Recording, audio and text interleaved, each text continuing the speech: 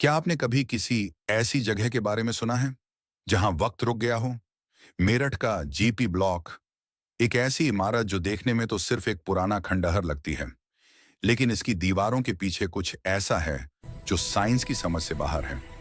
लोग कहते हैं यहाँ रात को महफिलें सजती हैं, मुर्दों की महफिलें। चार दोस्त, एक पुरानी टेबल और वो लाल साधी वाली औरत जो सिर्फ तब दिखती है जब आप अकेले होते हैं। आज हम इस ब्लॉग के उस सच को कुरेदेंगे जिसे सुनने के बाद शायद आप रात को चैन से सो ना पाएं। मेरठ के कैंट एरिया में स्थित ये 2 मंजिला इमारत बरसों से वीरान है। लोकल लोग बताते हैं कि 1930 के दशक में ये एक बजिंग हब हुआ करता था, लेकिन आज आज यहाँ परिंदों की चहक नहीं, सिर्फ सन्नाटे की गूंज है। हमारी कहानी शुरू होती है 3 दोस्तों से। आर्यन, जो एक स्केप्टिक है, समीर, जो कैमरा का शौकीन है, और मेघा, जो पैरानॉर्मल एनर्जीज को महसूस कर सकती है। ये तीनों एक सर्द रात को जीपी ब्लॉक के अंदर दाखिल होते हैं, सिर्फ एक व्लॉगिंग वीडियो बनाने के लिए। उन्हें नहीं पता था कि वो किसी के प्राइवेट जोन में बिना इजाजत घुस रहे हैं। जैसे ही वो मेन गेट से अंदर कदम रखते हैं, मेघा ठिठक जाती है। यहाँ कुछ गलत है आर्यन, हवा बहुत भारी है। समीर हंसकर बात टाल देता है और अपना थर्मल कैमरा ऑन करता है, लेकिन अगले ही पल कैमरा की स्क्रीन पर एक अजीब सी थरथराहट होती है।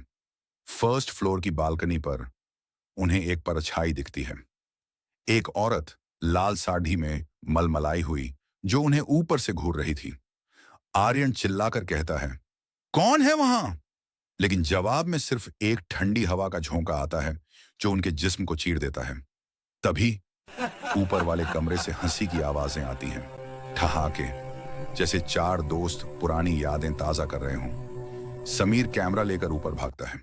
आर्यन और मेघा उसके पीछे हैं। दरवाजा खुला है। कमरे के बीचों बीच एक पुरानी लकड़ी की टेबल है। उस पर 4 पुराने ग्लासेस रखे हैं जिनसे धुआं निकल रहा है, लेकिन कमरा खाली है। समीर थर्मल कैमरा घुमाता है और उसकी चीख निकल जाती है।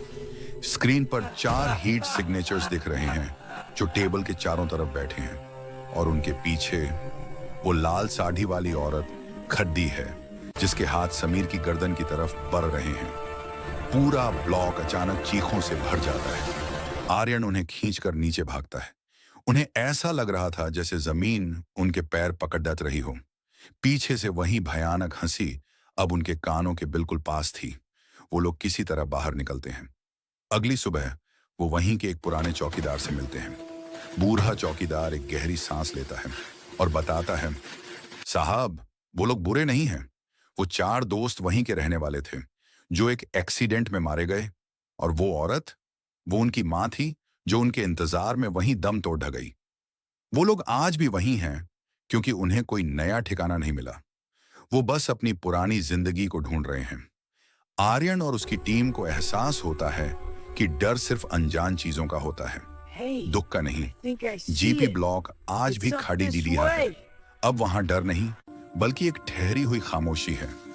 अगर आप कभी वहां से गुजरें तो शायद आपको भी वो हंसी सुनाई दे, लेकिन अब आप डरेंगे नहीं, क्योंकि हर भटकती रूह शैतान नहीं होती, कुछ सिर्फ अधूरी यादें होती हैं। तो क्या आप में हिम्मत है जीपी ब्लॉक की दहलीज लांघने की? कमेंट में जरूर बताइए।